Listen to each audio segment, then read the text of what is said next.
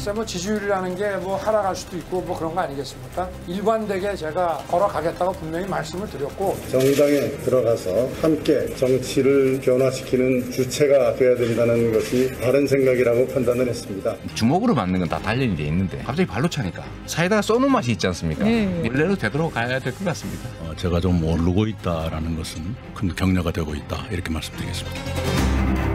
대선의 물살이 빨라지고 있습니다. 어제 15일 최재형 전 감사원장은 국민의힘에 입당했고요. 김동연 전 경제부총리는 월요일에 책을 출간합니다. 본격적인 정치 행보의 시작이라고 봐야겠죠. 그런가 하면 민주당에서는 6명의 후보들이 본경선에 들어가는데 검증 공방이 치열해지고 있습니다. 자, 지금부터 만날 분은 김종인 전 국민의힘 비대위원장입니다.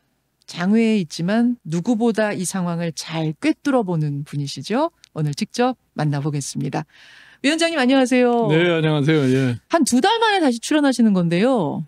그 사이에 변화가 상당히 있었습니다. 어디서부터 느껴지냐면 우선 15일 최재형 전 감사원장이 국민의힘에 입당을 했습니다. 예. 정치 참여 선언을 한 지 3일 만에 그냥 입당을 해버렸어요. 예. 아니 어떻게 이렇게 빨리 움직일까요? 최재형 감사원장이 자기 나름대로 뭐 감사원장 재직시부터 내가 한번 정치를 해야겠다고 하는 마음을 갖다 가졌던 것 같아요.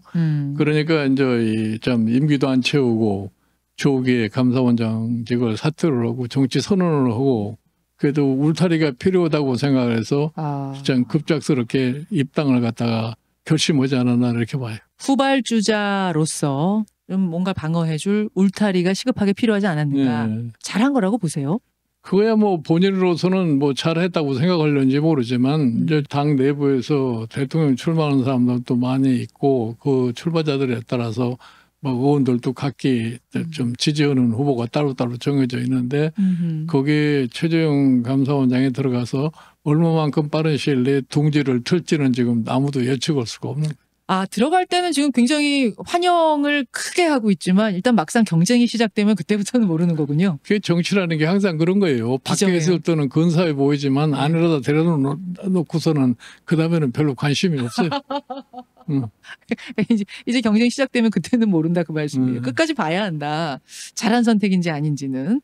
정치 참여를 하겠다고 결심한 건 잘한 일이라고 보세요. 일각에서는 인지도가 너무 낮은데 좀 아니 뭐 정치 참여를 갖다가 한다는 자체가 그 자기 나름대로 내가 이 정치를 현 시점에서 왜 참여했다고 하는 것에는 아직까지 선언을 하면서 분명하게 얘기한 게 없어요. 대한민국을 뭐 품격 있게 이끌어 보겠다 이런 거. 그런 막연한 소리만 해가지고서는 내가 보기에 일반 국민이 설득을 할 수가 없다고 봐요. 아직까지는 좀 막연하게 보세요. 알겠습니다. 윤석열 전 총장 역시 15일에 발표된 리얼미터 지지율을 보니까요. 처음으로 20%대로 떨어졌습니다. 물론 여전히 여야 통틀어서 1위긴 합니다만 간격이 상당히 좁아졌다는 얘기인데요. 뭐가 문제라고 보세요, 김종인 위원장님? 뭐 윤석열 총장의 경우는 사실은 이 작년 1년 동안에 추미애 법무장관하고 이 대립각을 세우고 싸우는 그런 과정을 거쳐서 자기 지지도가 확산이 됐던 거 아니에요. 그리고 지난 3월 4일에 이제 이 검찰총장직을 그만두고서 그때 이미 본인이 이제 나는 한번 정치를 한번 해봐야 되겠다는 이런 생각을 해서리라고 봐요.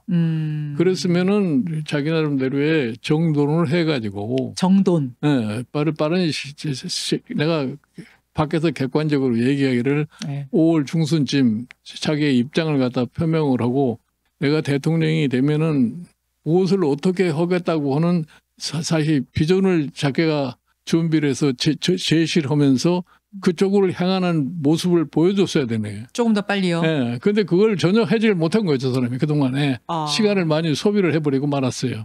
이제 그러기 때문에 사람들이 이 사람이 지금은 뭐를 하는 것이냐 하는 것에 대해서 회의를 갖기 때문에 지지도가 정체가 되고 최근에 와서 조금 빠지는 그런 성향을 갖다 보이고 있는데 최소한도의 비전을 보여줘야지만 믿을 수 있을 게 아니에요. 그럼 그렇죠. 무엇을 하기 위해서 대통령 후보가 되려고 하느냐 하는 것에 대한 자기 나름대로의 입장을 갖다가 분명하게 표현을 해줘야죠. 그럼 그거 못 보여주면은 더 쭉 빠질 수 있다는 얘기네요? 아니 그것도 못 보여주고 오랜 시간이 걸리면 지지도가 빠질 수도 있는 거죠. 어느 저지면 더 쭉 빠질 그러니까 수도 내가 있고. 늘 얘기하는 거예요. 초창기에 나타난 지지도 하나만 갖다 가지고서 내가 대통령에 당선될 수 있다, 대통령이 될 수 있다는 이런 착각을 하면 안 된다고. 이런 걸 내가 어떻게 실현을 시키겠다 하는 이러한 좀 비전 제시가 있으면은 참 좋을 거예요. 그렇게 보시면. 근데 아직은 그러한 모습들이 보이지 않으니까 사람들이 뭐 저 사람은 뭐를 할 거냐 하는 것에 대해서 회의를 가질 수밖에 없죠. 빨리 뭔가를 보여야 되는군요. 그러니까 시기를 놓치면 안 돼요. 시기를 절대로. 놓치면 입당을 그래서 빨리 해라라고 국민의힘에서는 계속 얘기합니다. 뭐 들어와야지 우리가 방어도 해주고 전략도 짜주고 이렇게 할 텐데 들어오질 않으니까. 아니 거기 들어간다고 누가 특별히 뭐 봐줄 수 있는 게 뭐 있어요. 당이라고 하는 것은 들어가면은 다 중립적으로 생각할 수밖에 없는데 거기에서 지금 대선에 출마한 여러 사람 중에 한 사람이 되는 거지. 이 사람 하나만 갖다가 해줄 수는 없는 거 아니에요? 원오브 대밀 뿐이다 들어가면. 아니, 예를 들어서 지금 최재형 씨가 들어갔다고 그래서 네. 내일서부터 최재형 씨를 위해서 뭘 할 수는 없는 거라고요. 그러니까 정당이라는 건 항상 밖에 근소한 사람이 있으면 욕심이 나는데 일단 들여오고 날 것 같으면 그 다음에는 책임을 지는 데가 아니에요. 아 그렇습니까? 그런 거지 뭐. 들어올 때까지가 꽃감하고 들어오고 나서는 그냥 경쟁자들 중에 하나일 뿐인 거예요. 나는 그런 경험을 많이 해봐서 내가 그런 것에 대해서 그렇게 크게 비중을 두질 않는 거예요. 그렇군요. 그러면 지금 윤 전 총장의 행보, 국민의힘에서 오라고 하지만 입당을 안 하고 있고. 그렇다고 또 뭐 제3지대를 가겠다, 입당을 절대 안 하겠다 이런 것도 아니고 그래서 겉보기에는 좀 답답하다는 소리도 하지만 아니 그러니까 대통령 선거로 가는 기간 동안에 국민들의 시선 집중을 위해서도 저렇게 한 사람이 밖에서 자기의 지지도를 유지하면서 끌고 가는 것이 하나의 방편이 될 수가 있어요. 야권의 시선 집중을 위해서. 네. 근데 이게 지금 입당이 늦어져 가지고 윤 전 총장 지지율이 빠지는 거다 이 얘기도 있는데 그렇게는 안 보세요? 그건 난 그렇게 너무 걱정할 필요 없다고 생각을 해요. 국민의힘의 지금 대권 출마자들의 소위 지지도, 여론조사상의 지지도를 보면은 전부 다 한 자릿수 미만에 놓여 있지 않습니까? 그렇죠. 예. 근데 그렇게 한 자릿수의 미만에 놓여 있다고 하는 자체는 국민들이 거기에 후보자들에서 그렇게 큰 관심을 갖지 않는다는 뜻이라네. 그런 걸 생각을 할 것 같으면은 지금 이 윤석열 총장이 밖에서 지금 현재에 움직이는 것 그런 식이 아니고 조금 다른 형태로다가 움직일 것 같으면은 지금보다는 더 나은 지지도를 갖다가 향상시킬 수 있는 가능성이 있다고 나는 봐요. 다른 사람하고 좀 상이한 모습을 보여줘야지. 뭐가 이 사람의 특색이라고 하는 것을 제대로 반영을 시킬 수 있는 짓을 해야지. 그러기 위해서는 이제 사실은 윤석열 총장이 빨리 자기를 갖다가 서포트해 줄 수 있는 팀을 빨리 구성을 해야 돼요. 그게 아직까지 지금 몇 달을 지나면서도 제대로 안 돼 있는 상황이거든. 캠프를 꾸리긴 꾸렸어요. 대변인도 있고 부대변인도 있고 뭐 있습니다. 뭐 대변인, 부대변인 그 정도 수준을 해가지고서는 안 돼요. 그걸 못하면 사실은 이제 국민의힘 입당인 건데. 그러니까 국민의힘에 입당한다고 해서 그게 될 수도 있는 것도 아니라고. 이 사람에게만 붙여줄 수도 없는 거니까요. 윤석열 전 총장이 좀 한번 만나기로 했다가 그때 이제 여러 가지 일이 있어서 만남이 성사가 안 됐고 그게 이제 4월이죠. 예, 4월이지. 4월이죠. 그 후로는 뭐 연락이 통 없습니까? 그러니까 나는 내가 그렇게 얘기를 한 거 아니에요. 4월에 17일 날 만나기로 했다가 이제 깨져버렸는데 그때 내가 만났으면 내가 여러 가지로 많이 얘기를 갖다가 좀 해줬을 텐데 그럴 기회가 없어져 버린 거지 뭐. 가서 도우실 생각은 혹시 없으세요? 부탁하면? 나는 내가 그러잖아. 내가 어느 사람의 인볼브는 절대 안 할 거라고 내가 그러잖아요. 다만 이제 만나겠다 조언을 구한다 하면 다 조언해 주시고 정치 원로로서 그런 생각만 하고 계시는 거고. 내가 물으면은 조언을 해줄 수 있어도 내가 뭐 직접 거기 가서 뭐 같이 뭘 하거나 그러진 않을. 알겠습니다. 김종인 전 국민의힘 비대위원장 만나고 있습니다. 김동연 전 경제부총리 얘기를 잠깐 하고 싶은데요. 어제 이준석 대표는 김동연 전 경제부총리에 대해서도 칭찬을 하더군요. 김 전 부총리는 월요일에 책을 출간을 합니다. 저희 뉴스쇼에도 월요일에 출연을 합니다만 사실상 대권 도전을 하는 거라고 봐야겠죠. 그 사람도 그런 뜻은 있어요. 그걸 뭐 월요일 날 출판 기념회를 하면서 그거를 선언을 할지 안 할지 모르지만 내가 어저께 그 책을 한 권 받았어. 출간되기 전에 책을 받으셨어요? 뭐 출판사에서 하나 빼가지고 왔다고 그래서 하나 받았는데 내가 책을 약간 좀 읽어보니까 우리나라에 지금가 당면하고 있는 현실에 대한 인식은 아주 잘 돼 있더라고. 그렇습니까? 예. 그게 나오면은 조금은 아마 김동연 부총리에 대한 일반 국민의 인식이 달라질지도 몰라요. 혹시 김동연 부총리에 대해서 좀 조언을 해주고 계세요? 그 사람들 원래 잘 알아요. 잘 아는 사람이기 때문에 예. 내가 이 부총리를 그만뒀을 그 무렵에 내가 대한민국에 아마 당신이 이제 다음 대통령 선거 때쯤 될 것 같으면은 경제 문제가 가장 심각한 상황으로 갈지도 모른다. 그러니까 그때 가면은 경제 대통령에 대한 욕구가 셀지도 모르니까 그거에 대한 준비를 좀 철저히 하는 거 한번 해봐라 말이야. 내가 그런 얘기를 그당 이미 한 3년 전에 했어요. 그러셨어요? 예, 예. 아, 경제 대통령을 필요로 할 때가 올 테니 예. 준비해라. 그때 뭐라 그래요, 김 부총리? 아니 그러니까 본인도 그 열심히 준비를 했어요 그 동안에. 아, 그때 예스 그랬어요? 뭐 예쓰고 뭐하는 자기도 본인도 그런 뜻을 가지고서 준비를 한 건 사실이에요. 그렇군요. 예. 그렇군요. 아, 근데 지금 사실은 뭐 최재형 원장이나 윤석열 전 총장보다 지지율은 낮아요. 인지도도 낮고요. 이게 지금 몇 달 남은 동안 타개가 될까요? 그게 이제 월요일 날 선언하고 나면은 지지율이 어떻게 바뀔지도 모르지. 예를 들어서 무슨 지금 최재형 감사원장의 경우에도 얼마 전만 해도 뭐 아무 지지율도 없었는데 그렇죠. 뭐 정치 참여의 뜻을 표시하니까 이제 지지율이 지금 4% 가까이 이제 올라가는 거예요. 예. 아, 정치 참여 선언을 한 다음에 봐야 된다. 그 그렇죠. 지지율은. 네. 김동연 전 부총리는 정권 교체보다 정치 세력 교체가 더 중요하다. 이런 말을 했습니다. 그 말은 맞는 말이네요. 이거 제3지대 하겠다는 얘기로 들리세요? 제3지대라고 하기에는 그 사람 뭐 그동안에 한 얘기를 보면은 어느 정당에도 자기는 안 가겠다고 그렇게 얘기를 하지 않았어요. 예. 그러니까 자기는 새로운 정치를 해보겠다고 생각을 하는 거죠. 그럼 김동연 전 경제부총리는 국민의힘 입당이나 이게 아니라 대통령 단일화 있을 때까지는 결국 바깥에서 뭐 행보를 하다가 마지막 단일화 이 코스를 택할 거라고 보세요? 아니 만약에 김동연 지금 전 부총리가 이 대통령 출마 선언을 해가지고서 지지도가 갑자기 상승을 하기 시작을 하면은 네. 그러면 경우에 따라서 그 사람도 마지막에 소위 단일화 후보에 포함이 돼서 할 수밖에 없는 거죠. 게임 체인저가 될 수도 있다고 보세요?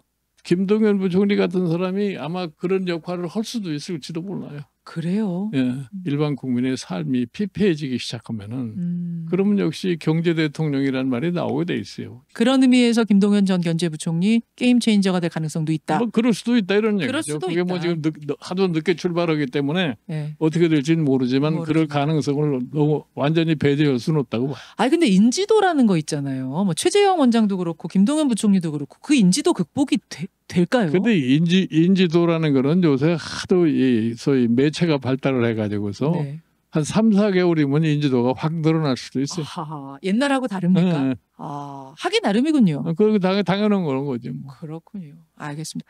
지금 국민의힘 경선 버스에 결국 누구 탈 거라고 보세요? 지금 다 탔는데 이제 보니까 아, 끝났습니까? 최재형까지 탔으니까 이제 다 탄 거지 뭐. 문 닫습니까 이제?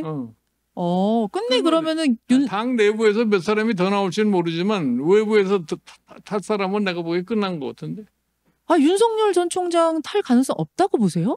내가 윤석열 전 총장은 지금 상황으로 가면은 그 버스를 아마 타기 힘들 거예요. 그렇게 보시는 이유는 네. 뭘까요? 아니, 나는 내가 윤석열 총장이라고 그래도 그 버스를 타려고 노력을 안 할 거라고 봐요. 굳이 그럴 필요가 없다. 예. 굳이 그 버스 타서 원오브 댐이 될 필요가 없다. 예. 아니 그러다가 계속 이렇게 실책 일어나고 뭐 리스크가 커지면 아니 그러니까 어떡해요? 지금서부터 이제 조심조심하게 이제 더 지금과 같은 좀 달리 해 나갈 것 같으면은 다소 지지도도 오를 수도 있고 그렇게 되면은 버스 탈 이유가 없어지는. 알겠습니다. 아니 그나저나 우리 김종인 전 비대위원장님 진짜로 계속 팔짱 끼고 밖에서만 계실 거예요? 끝까지? 그럼 내가 뭐 할 일이 뭐가 있어? 이준석 대표는 김종인 위원장을 모셔오고 싶다. 결국은 대선이 있는 그날 개표 방송에서 국민의힘 후보 옆자리에는 김종인 위원장이 앉아 계실 거다. 나는 한번 내가 얘기했잖아요. 내가 가서 대통령 선거를 할 수 있는 여건까지만 만들면은 더 이상 나는 거기에 안 있겠다고 얘기를 해서 내가 선거 끝나자마자 내가 나온 사람인데 내가 나온 사람이 거기 들어가서 할 일이 뭐가 있겠어. 아직까지는 그 생각이 그대로시군요. 그대로시군요. 김종인 전 국민의힘 비대위원장 만나고 있습니다. 참 얘기 나온 김에 국민의힘 얘기를 좀 해보겠습니다. 36살 이준석 대표 정말 파란을 일으키면서 대표가 됐는데 지금까지 행보 어떻게 보세요? 나는 뭐 이준석 저 대표가 이 젊은 나이에 당 대표가 됐다는 것에 대해서 깜짝 놀라는 사람도 있었지만 나는 시대의 흐름 속에서 아주 잘 됐다고 생각을 해요. 나는 사실은 그 이제 지난번 선거 과정에서 반드시 대표의 얼굴이 바뀌어야만이 국민의힘이 발전할 수 있는 희망이 있다고 얘기를 한 사람이에요. 그랬었죠. 사실 중진이라는 분들은 새파랗게 젊은 사람이 당 대표가 됐으니까 다소 불만스러움도 있을 거예요. 네. 그러나 당 자체 전반의 발전을 위해서는 이준석 대표가 성공을 해야지 지금 국민의힘이 성공을 할 수가 있어요. 그렇죠. 그렇기 때문에 다소 뭐 초기에 좀 실수 같은 걸 해가지고서 좀 마음에 들지 않더라도 그거를 감싸고 잘 보고를 해줘야만이 당의 미래가 있는 것이지 그걸 갖다가 빙자해가지고 자꾸 뭐 이준석 대표를 갖다가 끌어내리려고 하거나 이래가지고서는 당에 나는 발전이 안 되는 거라고 생각해. 이준석의 성공이 당의 성공, 대선 성공 네, 그렇죠. 이어지는 문제라고 보세요. 이준석 대표 흔들어서는 안 된다. 흔들어가지고서 아무 도움이 될 게 없죠. 아니 흔들어서 그분이 내려오면 또 다른 사람에게 기회가 있을 수도 있으니까 다른 흔들 사람이 수도 뭐 특별하게 무슨 가서 할 수 있는 거지. 과거에 우리가 자유한국당, 뭐 미래통합당 다 겪어봤지만 그거 다 실패한 자가 아니에요. 그리고 잘 서포트를 해야 된다고 보시는군요. 그렇죠. 그럼 지금 말씀하셨어요. 뭐 최근에 실수들도 크고 작은 실수가 있더라도 잘 보호하면서 가야 된다 하셨는데 어떤 부분들이 좀 요건 아닌데 싶으셨어요? 아니 예를 들어서 최근에 무슨 뭐 송영길 대표를 만나가지고서 네. 재난지원금 갖다가 전 국민에게 준다고 했다고 그래서 그 당에서 당론과 반대되는 얘기를 했다고 아마 참 시비거리가 좀 생긴 것 같은데. 맞습니다. 이제 그런 걸 가지고서 너무 시비를 삼지 말고 본인이 가서 잘못해서 느끼고 와서 금방 다 수정을 하지 않았어요. 예. 그랬으면 그걸 갖다가 그냥 감싸 안고 가는 거지 그걸 갖다 자꾸 헛들으려고 그러면 안 된다 이런 얘기죠. 그 여가부 폐지론, 통일부 폐지론 이것도 좀 논란이 있었는데요. 아니 그러니까 이제 여가부 이제 통일부 폐지 이런 측면은 이게 우리 이준석 대표가 단편적인 면만 생각을 해가지고서 그런 소리를 한 것 같은데 그것도 뭐 예를 들어서 잘못해 그렇다고 해서 금방 여가부나 무슨 통일부가 폐지되는 것도 아닌데 그거에 하나의 시비거리가 될 필요는 나는 없다고 해. 이것도 역시 당에서 그럼 한번 생각해 보자. 뭐 이 정도로 네, 받았어야 된다고 보세요. 그걸 가지고서 깎아내려가지고 대표를 흔들어서는 내가 아무한테도 도움이 안 된다. 이준석 대표를 오래 보셨잖아요. 그 대표 다음엔 이분이 뭐까지 갈 거라고 보세요? 아니 그 사람이 앞으로 허기에 나름인 거지. 그러니까 이제 이준석 대표의 지금 목표는 내년 대통령 선거를 반드시 이겨야 돼요. 대통령 선거 이기면 지자체 선거는 상당히 유리하게 이길 수가 있어요. 예, 지방선거. 그러고 나면 이제 그다음에 아직도 국회의원은 한 번도 못 했으니까 다음에 22대 국회의원은 출마를 해서 이제 국회에 진출하고 이제 그런 과정을 거치면은 후대 당 중에 대통령 후보도 할 수 있는 거지. 그렇게도 내다보시는군요. 우리나라에서 제일 나이 어린 대통령 대선 후보, 뭐 대통령 뭐 이것도 가능하다고 보세요. 그럴 수도 있는 거죠. 좀 먼 얘기긴 합니다만 미리 좀 질문 드려봤고요. 민주당으로 가보겠습니다. 6명으로 추려서 이제 본경선 시작이 될 텐데 지금까지 과정은 어떻게 보고 계세요? 뭐 지금까지 과정은 이재명 후보가 일방적으로 갈 거라고 이렇게 상상을 했다가 이재명과 이낙연 사이가 굉장히 격렬하게 지금 붙을 수밖에 없게 된 거죠. 그럼 이재명의 굳히기냐 이낙연의 역전이냐라는 물음에는 역전 가능성도 있다고 보시는 거예요? 그건 미리서 뭐 얘기는 할 수가 없겠는데 내가 보기에 그렇게 쉽게 역전하기가 쉽지는 않을 거예요. 좁아지곤 있더라도 그거 왜 어렵다고 보세요? 뭐 전반적인 분위기를 보면 그런 것 같아요. 그렇습니까? 이재명 지사가 본경선에서는 좀 태세 전환을 할 것 같은 분위기거든요. 그리고 그런 것. 이재명 지사는 혹시라도 역전을 당할까 봐서 또 그 말을 너무 또 격렬하게 하기 시작한 것 같은데 그렇게 하면 자기한테 절대로 유리하지 않다고 그러는 거야. 내가 얘기를. 아니 원래는 이제 사이다인데 이분이 이제 저 김 빠진 사이다 같이 예비 경선 하지 않았느냐. 그래서 지지율 빠지는 거다라는 판단이 있는 것 같던데요. 그 캠프는. 그러니까 뭐 다시 뭐 사이다가 되겠다고 얘기를 했는데 사이다가 되려면 좀 더 점잖은 목소리가 나와야 되는 거지. 점잖은 사이다가 돼야 됩니까? 알겠습니다. 아마 이재명 지사 캠프에서도 조언을 들을 거예요. 원로의 조언이니까.